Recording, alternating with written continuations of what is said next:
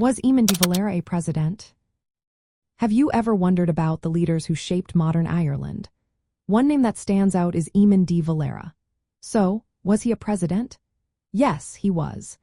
Eamon de Valera served as president of Ireland from 1959 to 1973. He completed 2 full terms in office during this time. His presidency came after a long and influential political career, making him a central figure in 20th-century Irish history. Before becoming president, de Valera held the position of Taoiseach, which is the title for the Prime Minister of Ireland, 3 times between 1932 and 1959.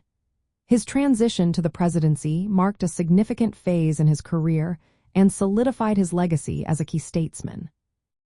For those traveling to Ireland, de Valera's influence is visible in various landmarks and cultural institutions.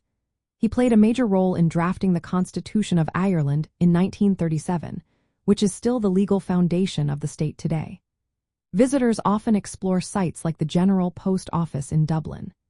This location was a focal point of the Easter Rising in 1916, an event in which de Valera participated.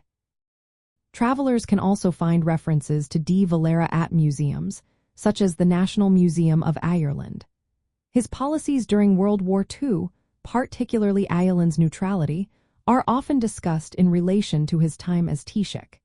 His presidency is commemorated in official portraits and state documents, reflecting his lasting symbolic role in Irish history. While opinions on de Valera's policies may vary, his leadership during Ireland's formative decades is widely acknowledged. For those interested in political history, his impact is woven into Ireland's governance, education system, and cultural identity.